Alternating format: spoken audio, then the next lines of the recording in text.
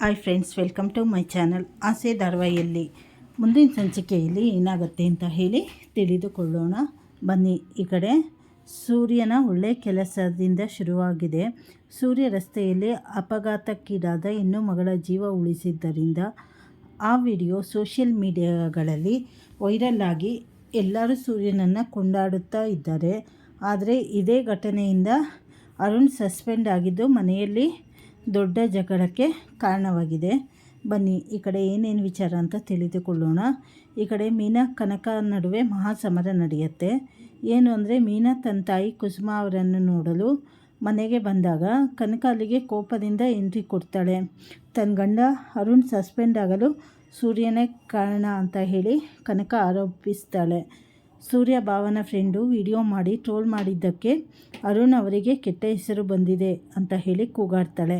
ಅಷ್ಟಕ್ಕೆ ನಿಲ್ಲದ ಕನಕ, ನಿನ್ನ ಗಂಡ ಬಂದು ಅರುಣ್ ಹತ್ತಿರ ಕ್ಷಮೆ ಕೇಳಬೇಕು, ಆಗಲೇ ನಾನು ನಿನ್ನ ಜೊತೆ ಮಾತಾಡುವುದು ಅಂತ ಹೇಳಿ ಮೀನಾಳಿಗೆ ಷರತ್ತಾಗ್ತಾಳೆ. ಆದರೆ ಮೀನಾ ಇದಕ್ಕೆಲ್ಲ ಜಗ್ಗಲ್ಲ.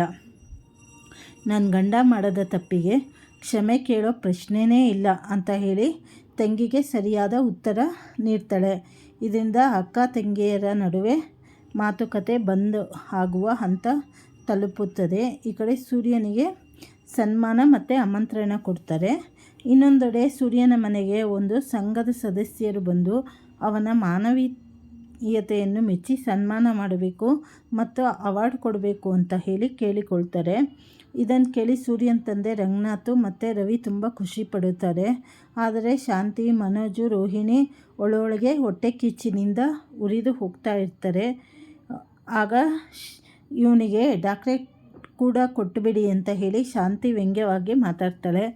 ಈ ಕಡೆ ಸೂರ್ಯನ ದೊಡ್ಡತನ ಏನು ಅಂದರೆ, ಎಲ್ಲರೂ ಸನ್ಮಾನಕ್ಕೆ ಒಪ್ಪುವಂತೆ ಸೂರ್ಯನಿಗೆ ಒತ್ತಾಯಿಸ್ತಾರೆ. ಸೂರ್ಯ ಮಾತ್ರ ಅದನ್ನು ವಿನಯದಿಂದ ತಿರಸ್ಕರಿಸ್ತಾನೆ. ಏನು ಅಂದರೆ, ನಾನು ಈ ಕೆಲಸವನ್ನು ಅವಾರ್ಡಿಗಾಗಿ ಮಾಡಿಲ್ಲ, ಒಬ್ಬ ಮನುಷ್ಯನಾಗಿ ಮಾಡಿದ್ದೇನೆ.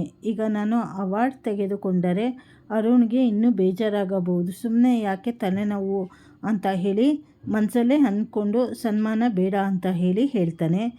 ಈ ಕಡೆ ಸೂರ್ಯನ ಈ ಗುಣ ಕಂಡು ರಂಗನಾಥ್ ಅವರು ನಿನಗೆ ಇನ್ನೊಂದು ಅವಾರ್ಡ್ ಕೊಡಬೇಕು ಅಂತ ಹೇಳಿ ಹೊಗಳುತ್ತಾರೆ.